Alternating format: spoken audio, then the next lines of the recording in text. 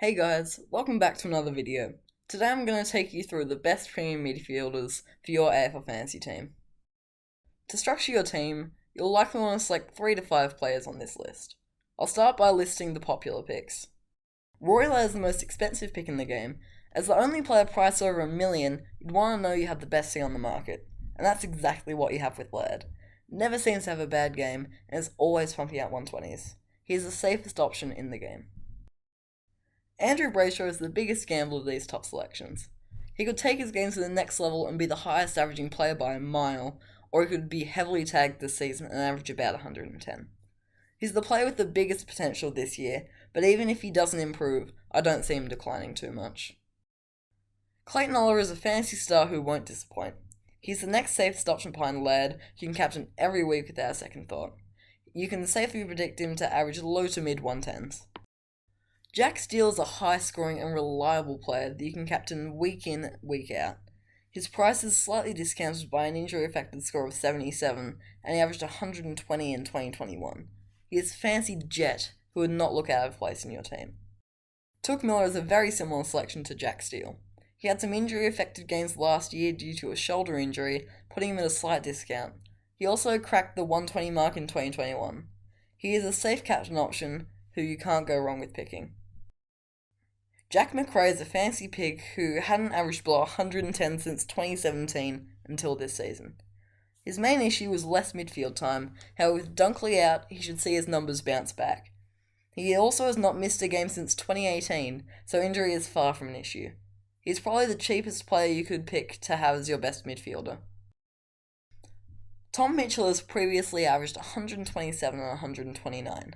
His most recent average of 96 was due to not being given time in the midfield, and after finding his new club with Collingwood, don't be surprised if you see him bounce back another 10 to 15 points. Now moving on to the unique selections. Callum Mills is the most expensive player who has under 10% ownership, and given what we have seen from him, it's a surprise he's in so few teams. His role was a bit volatile last year, leading to some up and down scoring, but when he's in form, he's the last player you'll want to be up against. Zach Merrett's scoring truly depends on the people around him. When Essendon have a fully fit midfield, his scoring suffers, but if there's someone missing, he can turn to the best fantasy player in the comp. I would stay away for now, but if news comes of an injury to the Essendon midfield, then jump right on. Bailey Smith has shown us what he's capable of last year, averaging 135 in his first 4 games last season, and 118 until round 10. If he could continue this form throughout the whole year, he could be a season-winning selection. However, he has had a slightly interrupted preseason and is unlikely to burst out of the blocks the same way he did last year. Hugh McCluggage showed us what he can do last year and was primed to be a popular selection. That was until Josh Dunkley showed up. This means he'll likely be pushed out onto a wing more than we'd want, but McCluggage should still get improved midfield minutes on last year and is still a good pick. Patrick Cripps, the reigning Brownlow medalist, is coming off of great form last season. He started the season on fire and finished it in a similar way.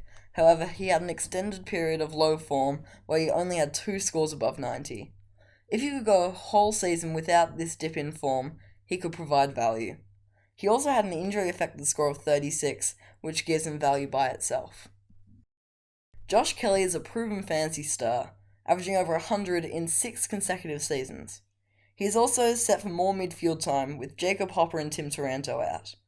The main problem is that he hasn't played every game in the season since 2016, however he has only missed 2 games in the last 2 seasons, so it isn't the biggest issue. Marcus Bontempelli is as proven a player as any, and is guaranteed to start again this season. Last season he was carrying issues, leading him to be rested early in the season. He has had an uninterrupted preseason so far, so injury shouldn't be a problem. He is also set to benefit from Dunkley being out of the team, leading to more midfield time. He could be on track to return to his level in 2021, and maybe even further. Darcy Parish came off of a breakout season in 2021, and was expected to continue improving his game last season. He started the season continuing that form until he was brought down by injury. He should be set to continue his form from the first half of last season into this season, bringing almost 10 points upside. Noah Anderson is entering just his 4th season in the AFL and is expected to continue improving his game. At only 21 years old, he is already a fantasy gun and is expected to bring his numbers well into the triple figures this season. Ollie Wines had a career-best season in 2021, bringing in a Brownlow medal. Last season, he had an injury-affected game and was struggling to find form until he finished the season with a last three average of 120. He may not reach his 112 of 2021, but he should improve his average on last year. Ben Keays had confirmed himself as a star fantasy midfielder until he was moved into the forward line for the last 4 games of the season. This lowered his average from 105 to just 97. If he can get a full-time midfield role back, he could have 10 points upside, but if they use him up forward, then he should keep clear. Jai Simpkin has been looking at a triple-figure average since he broke out in 2020, but he hasn't quite been able to reach it. This season should finally be his year, and a 5 to 10 point increase could be on the cards. Luke Davies-Uniacke broke out last season when he was given good opportunities in the midfield, averaging 102 in the second half of the year, including 145.